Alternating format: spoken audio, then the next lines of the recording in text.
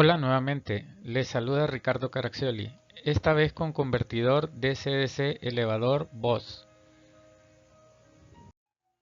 La función del convertidor DC-DC elevador es elevar voltaje. Por ejemplo, se podría hacer un convertidor de 5 voltios a 12 voltios o podría hacerse de 12 a 24 para poner ejemplos.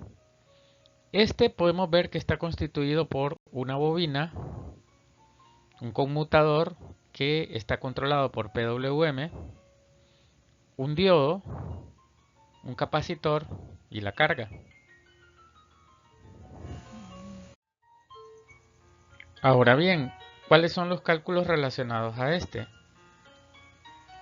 El voltaje de salida es el voltaje de entrada entre 1 menos el ciclo de trabajo.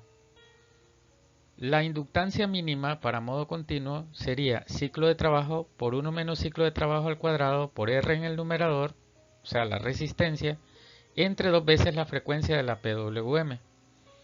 Y por otro lado, la variación del voltaje de salida entre el voltaje de salida es igual a el ciclo de trabajo entre la resistencia por la capacitancia por la frecuencia en el denominador. Ejemplo, diseñe un convertidor elevador con las siguientes características. Voltaje de entrada 12 voltios, voltaje de salida 24 voltios, resistencia de carga 50 ohmios, frecuencia de la PWM 100 kHz y la variación del voltaje de salida entre el voltaje de salida de 0.5%. Para diseñar este convertidor lo que haremos es determinar el ciclo de trabajo. En este caso nos da 0.5. Luego la inductancia mínima que nos da 31.25 microhenrios. Para un valor no límite ponemos 2 veces la inductancia mínima. Así aseguramos que no estamos al límite del modo de conducción continua. Y esta nos da 62.5 microhenrios. La capacitancia, de acuerdo a los cálculos, nos dan 20 microfaradios.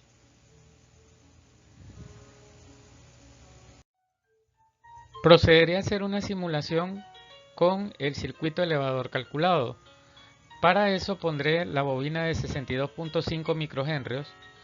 Elegí utilizar un MOSFET IRLZ44N ya que este resiste la corriente de salida. Igual un diodo Schottky 1N5819G que es de 1 amperio y resiste el aislamiento de voltaje. El capacitor calculado que era de 20 microfaradios, la resistencia de carga que es de 50 ohmios y nuestro voltaje de entrada que es de 12 voltios para este circuito.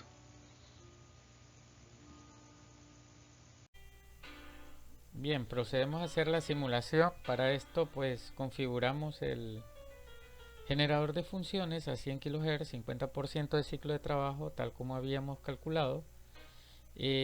Una amplitud de 6 voltios pico y un offset de 6 voltios para producir una onda cuadrada desde 0 hasta 12. Aquí ponemos el osciloscopio y empezamos la simulación. Obviamente al principio se da un estado transitorio y debemos esperar que se estabilice.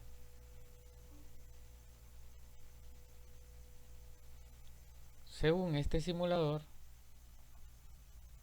el voltaje de salida después de cierto tiempo anda alrededor de los 23.7 voltios. Si le ponemos pausa aquí, 23.7 voltios es un valor aceptable sabiendo que queríamos 24, ¿no?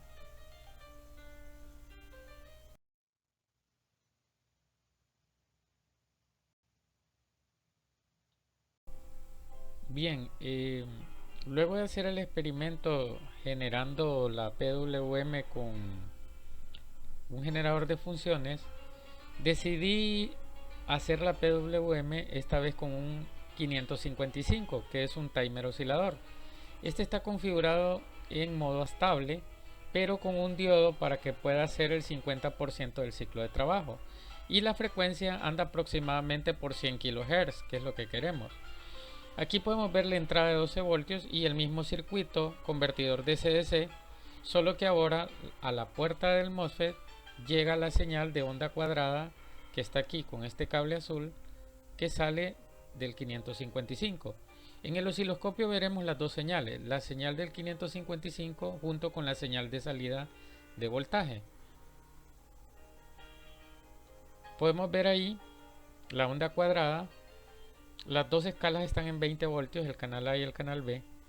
Y podemos ver que la onda cuadrada es de 12 voltios y tiene una frecuencia aproximadamente de 100 kHz, no exacto. Y podemos ver el voltaje salida. Si lo detengo, el voltaje salida anda por 24.4 voltios, un poquito mayor que lo que nos daba cuando lo hacíamos con el generador de funciones. Y aquí podemos ver el circuito final. Es interesante ver de que también se puede generar esta onda cuadrada con circuitos integrados sencillos como el NE555.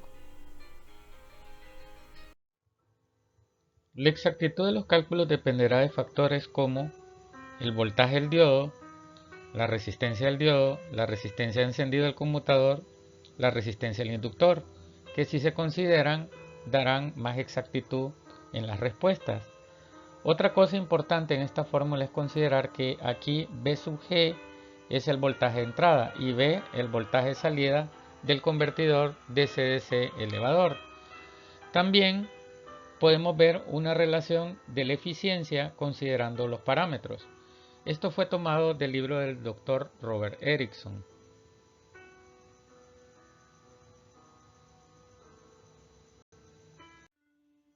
Otros autores son más precisos y presentan en sus cálculos relaciones que incluyen el voltaje caída de tensión del diodo, la resistencia del capacitor, la resistencia de encendido del conmutador, la resistencia del diodo y hasta la resistencia del equivalente Thevenin de la señal de entrada.